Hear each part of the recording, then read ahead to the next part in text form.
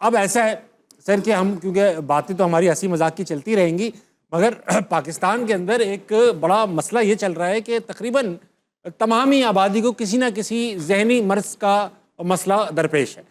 काफ़ी, और हम लोगों को शायद अवेयरनेस भी नहीं हो पाती कि हम किसी जहनी मर्ज से गुजर रहे हैं।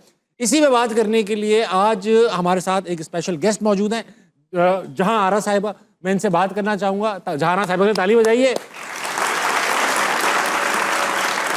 क्लिनिकल साइकोलॉजिस्ट है सर, आपके जहनी अमराज को ना सिर्फ पकड़ लेती बल्कि इनको पता चल जाता है बंदा कैसा है।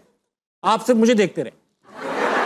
अस्सलाम वालेकुम। वालेकुम अस्सलाम। कैसी हैं आप मैडम? अल्हम्दुलिल्लाह, I'm good। आप कैसे हैं? मैं भी बिल्कुल ठीक हूँ। मैडम ये बताइए कि पाकिस्तान में सुनने में मुझे ये आया है जी, कि तकरीबन हर इंसान, लड़का लड़की मर्द औरत, किसी ना किसी जहनी मर्ज का शिकार है। जी क्या ये ठीक है?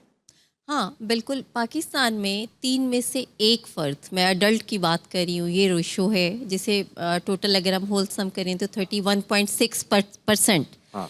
31.6%, 50 मिलियन, आप समझें ये 5 करोड़ लोग। में। जी, पाकिस्तान में ये इस टाइम का रेशो है जो अडल्ट का है। और अगर चिल्ड्रन में जाएं तो इट्स 43% जो चाइल्ड डिप्रेशन, एंग्जाइटी का शिकार हैं। और इतने हाई रेशो की जो वजह, और ये रोज़ बरोज़ जो बढ़ती भी जा रही है, उसकी मेन वजह ये है कि हम ज़हनी अमराज के ऊपर बात करना पसंद नहीं करते। बेशक ऐसा। और ज़हनी मसाइल को हम ज़हनी मसाइल नहीं समझते, हम उन्हें माशरती मसाइल, घरेलू मसाइल या इलाकाई मसाइल के अंदर दबाने की कोशिश करते हैं। बहुत ठीक कह रही हैं आप, बहुत ठीक कह रही हैं। अच्छा, अब ये बताइए कि नौजवानों के अंदर, ख़वातीन मर्द, आजकल सबसे ज़्यादा क्या सुनने को मिल रहा है कि नौजवान किस मर्ज का ज़्यादातर शिकार है? देखिए, 4 जो हमारे मेन डिसऑर्डर्स हैं जो कि अब आ रही हैं, जिसमें हाईएस्ट जो आ रहा है वो मूड डिसऑर्डर है, जो हमारे नौजवान तबका है। रोज़ाना प्रैक्टिस में जो चीज़ मैं देखती हूँ। उसके अलावा न्यूरोटिक डिसऑर्डर्स हैं, एडिक्शन का, सब्सटेंस यूज़ डिसऑर्डर जो कि न्यूरोसाइकोलॉजिकल है, this is also very common these days. Generalise stress anxiety disorder, यानी ये वो 4 हैं जो कि दीज आर वेरी कॉमन।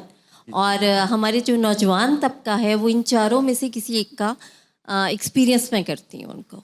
अच्छा मैडम, ये बताइए कि कैसे पता चलेगा इन लड़कों को कि ये इस डिजीज से, इस सब्सटेंस अब्यूज को तो पता चल जाएगा, नशे कर रहे हैं, पता होगा, नशे जी, घर वालों को ही पता होगा। हाँ। बाकी जो चीजें हैं वो तो ढकी छुपी बीमारियां हैं। ये आपके सामने वाले को भी समझ में नहीं आए, शायद आपको भी पता। ये पता कैसे करें कि हम इस चीज से गुजर रहे हैं?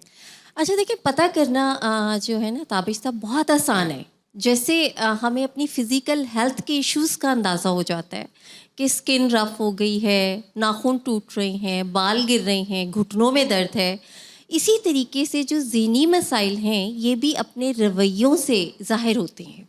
यानी we can't open the brain, we can open the heart, we can fix the heart, but जो हमारे रवैये हैं, हमारी बातचीत, हमारी रूटीन, ये हमें बताती है कि हमारे ज़हनी मसाइल हैं। जैसे बिला वजह से बेचैनी होना, घबराहट होना, मूड का फ्लक्चुएट करना, दिल ना लगना, फोकस ना कर पाना, एग्रेसिव हो जाना, कालापन जिसे इम्पल्सिव बिहेवियर कहते हैं, जल्दबाजी, करियर स्विच करना, इंस्टीट्यूट स्विच करना, रिलेशनशिप्स में एक से दूसरे की तरफ चले जाना। अभी जो हमारे गेस्ट हैं, अगर आप इजाज़त दें प्लीज। तो बड़ी इन्होंने एक खूबसूरत अंदाज से महफिल सजाई। मैं आई लाफ्ड आफ्टर लॉन्ग टाइम, मुझे बहुत अच्छा लगा। तो जो अभी दिल की बात कर रहे थे कि एक मर्द के पास कोई 4 या 5 दिल होने चाहिए, तो अब क्योंकि मेरा मायरे नफ्सियात जागा हुआ था ना, तो मैं साथ साथ वो डायग्नोसिस भी दिए जा रही थी। तो नफ्सियात में इसको इनफिडेलिटी कहती हैं। जी जी, तो सोसाइटी में भी यही कहते हैं। तो उसमें बल्कि एक शेर भी मुझे याद आ रहा था। मैंने कहा अगर आप इजाज़त दें तो मैं आपको सुनाऊं कि जुगनुओं ने शराब पी ली है। वाह। जुगनुओं ने शराब पी ली है, अब ये सूरज को गालियां देंगे। अरे वाह वाह, क्या कहने, क्या अच्छा शेर, अच्छा और बड़ा शेर कहेंगे।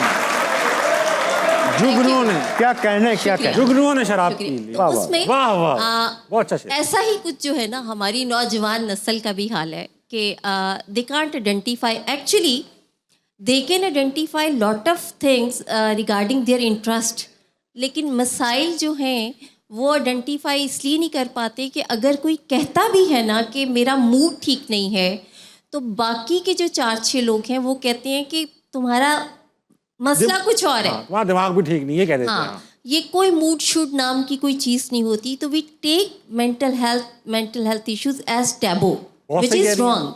तो हमें तो पहले ही इस टैबू को ब्रेक करना पड़ेगा, और उसका बेस्ट जो वे है वो ये है कि we just have to talk about, हंसते खेलते में। This is a right forum.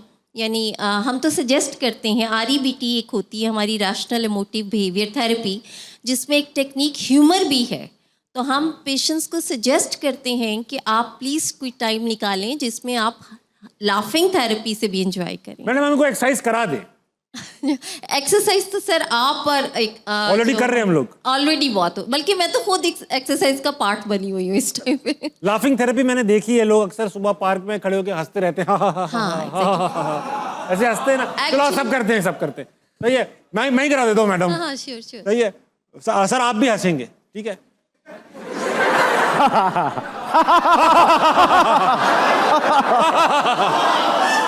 मुल्क के हालात। बहुत अच्छे भाई।